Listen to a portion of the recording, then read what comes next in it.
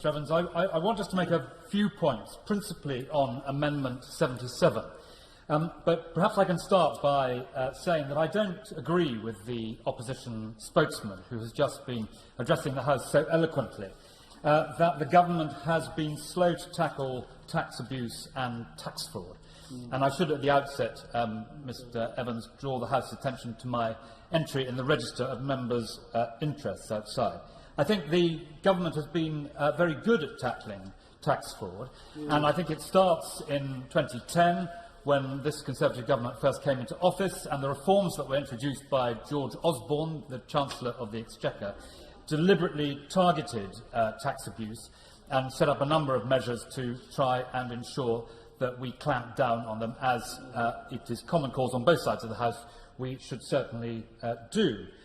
Where I do agree with the opposition spokesman is his reference to the Panama and Paradise Papers, because that excellent work by journalists, I think, on The Guardian and at the BBC, did expose the fact that money laundering and dirty money and abuse in that sector was far more rampant than we realised. And it's one of the reasons why the Right Honourable Lady for Barking and I have made so much effort in this House, along with colleagues on both sides of the House, to try and clamp down on money laundering and dirty money, and to try and ensure that we have sunlight as the best disinfectant on all of this. That is why we introduced the open public registers of beneficial ownership for the British overseas territories, and why we strove so hard to persuade the Crown dependencies, successfully now, to introduce those same open registers. And it is because that is the way you stop kleptocrats, bent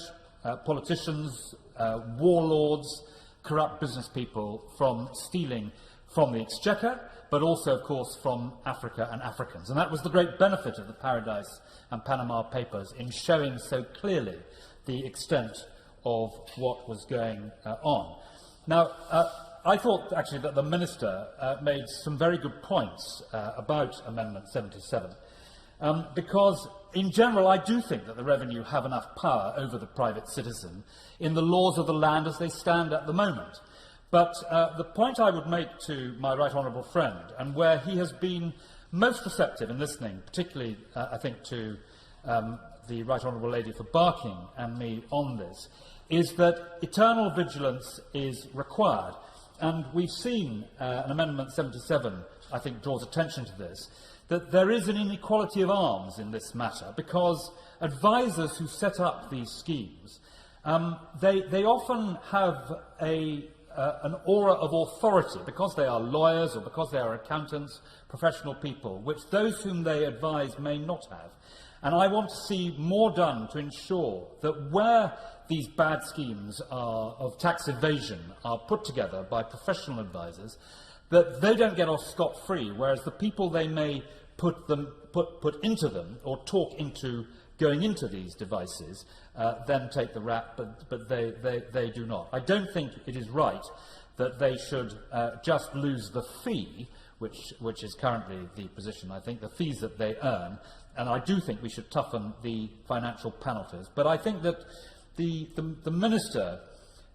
who handles these matters very well, and I know that he wants this to be more than a sort of senior common room debate, I know that he's conscious of the balance between the rights of the individual and making sure that people are not able to evade tax. I know that he does think seriously about that, and I would just urge him always to keep an open mind on this issue. Now, Mr Evans, this is a familiar theme, and in this year of Britain's chairmanship of the G7, we should remember the work that was done by George Osborne for the G8, the last G8, where he championed these open registers. They were introduced in Britain in 2016. That is a proud achievement of this Conservative government, that at the last G8 they did move the world towards focusing on these illicit flows of money. And in this year with the G7, I hope that he will consider it important as well. I completely accept that we're not going to divide the House on Amendment 77. I think that what the Minister said about the amendment was extremely constructive. but I hope this is a matter that he will feel it is right for the House to return to on very regular occasions in pursuit of what unites us all, which is the fact that people should pay their fair levels of tax.